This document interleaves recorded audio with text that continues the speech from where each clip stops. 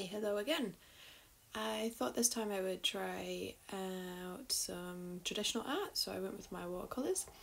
I saw a really gorgeous video on Instagram of an Ornate Eagle Ray, and I was super inspired, so I got the watercolours out and got straight into it.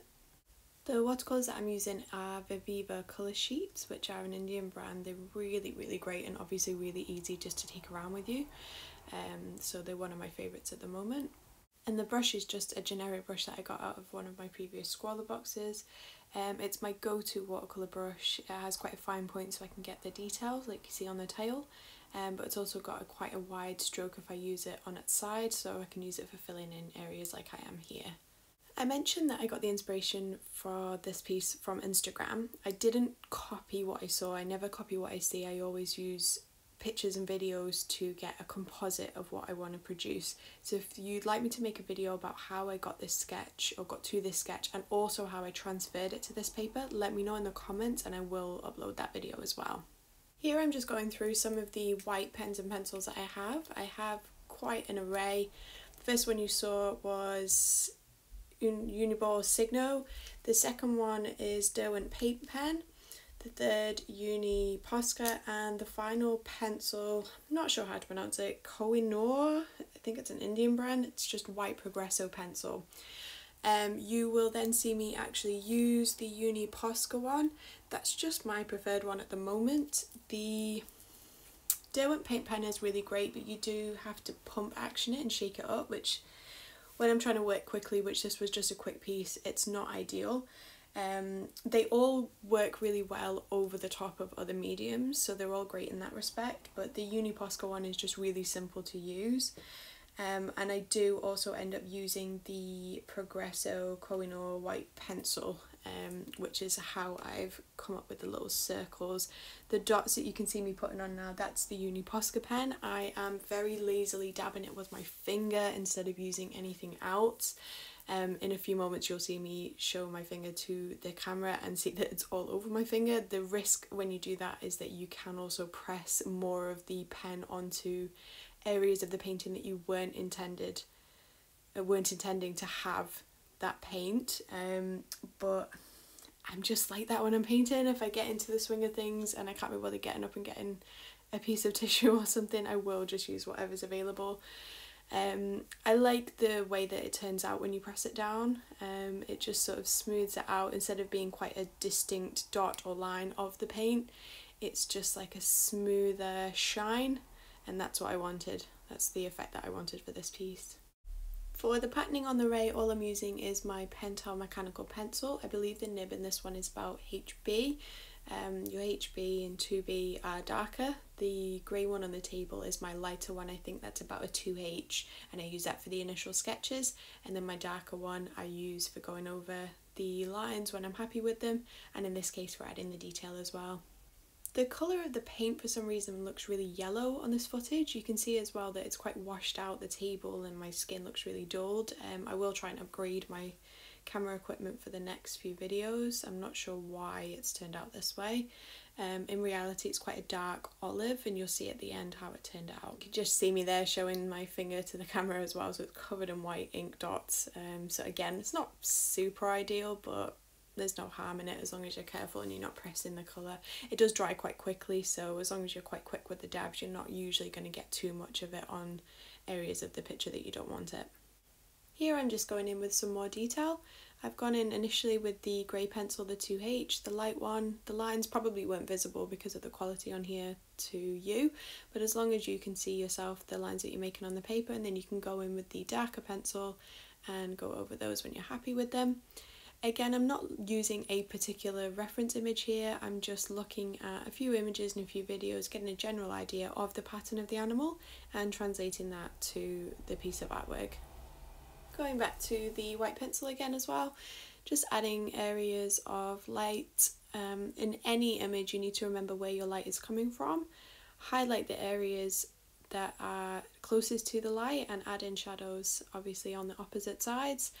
In this image I imagined that the light was at the front, so I've got lots of light areas on the nose, where the wings begin, and then obviously just where the patterning is lighter as well, going in with the pencil and just highlighting that.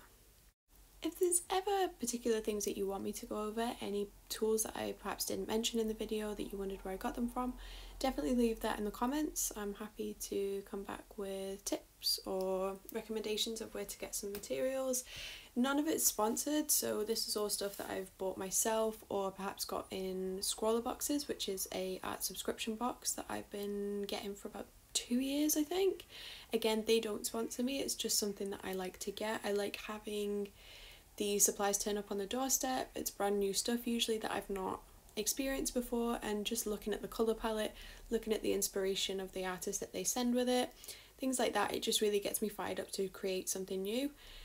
Inspiration can come from anywhere, so like I said, this one I was literally on Instagram in the morning probably posting my own stuff and saw a beautiful video that I think Jacinta Shackleton had posted, and it was just stunning, and I just saw the animal and I was like, do you know what, I love the pattern of rays, I'm just gonna crack out my watercolours and get this done.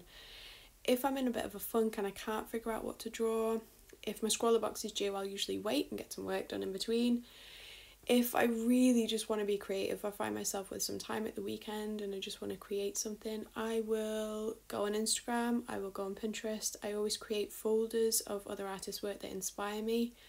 I always have at my disposal other people's work and other people's experiences, because I will often see that and that will inspire me to create something. If it's an artist, I'm not going to copy their work, but I might see a beautiful watercolour painting of a fox and think, you know what, I've not drawn a fox in ages, and so I go out and get my pens and just sketch what comes to my mind. The other thing when you have artist block is sometimes just to create something. I used to only create if I was in the creative mood, and if you're a creative person, you'll know what that is like. You wake up and you're like, I know exactly what I'm going to do today, and you get out your materials and you get to work. There's a lot of other times where you have this feeling that you want to create and you just can't figure out what to do, or it's not working out. I found that the best thing to do is just to carry on. I can't tell you the amount of times where I've started a piece, looked at it and thought, oh my gosh, why am I even bothering? But honestly, if you push through, you usually end up with something similar to what you were actually hoping for, but there's a huge area of time where you're just sort of looking at it and thinking, what on earth am I doing? My best advice is to just push through that. And again, if you wake up and you want to be creative and you don't know what to do, just have a subject that you always go back to. So if you have a favourite bird, just always draw that bird. Just have something simple that if you don't know what to draw, that you just draw that, so that you get to be creative. And chances are, if you weren't in the mood to draw that, you'll get part way through and think, I kind of like the way that I've done this, maybe if I draw this in that way, and you will get there. But it's just that start. It really is just the blank canvas situation. It's just about starting something. Like with this piece, I'd had it in my mind for a few days that I wanted to create. I didn't know I wanted it to be watercolours, I just knew I wanted to sit down for an hour or so and just create something. And I was lucky enough that that morning I probably spent about 20 minutes on Instagram just faffing around. But then I came across this video and I was like, boom, done. I'm going to just paint this and see what happens. And is it the best thing that I've ever painted? Probably not. But it was an hour or so that I really enjoyed, got to zone out. You can see my iPod, I'm just listening to my favourite music and just creating something, and that's literally all I wanted for this day. It looks like I'm pretty much getting to the end of this piece now. Just adding in the final details on it, and I do like to add a harsh edge to my work. I know it's not a natural look and I know not a lot of people like it, but at the moment it's just the style that I'm going for. I like to add a really harsh, dark edge, sometimes even geometric and scruffy edges where the lines extend past the piece. That's just where I am at the moment. So that's it. Just a portable paint palette, a couple of pens and pencils, and a happy little hour of my time. If you like this one, let me know with a like, leave me a comment if you've got any questions, hit subscribe if you want more from me, and I'll see you guys next time.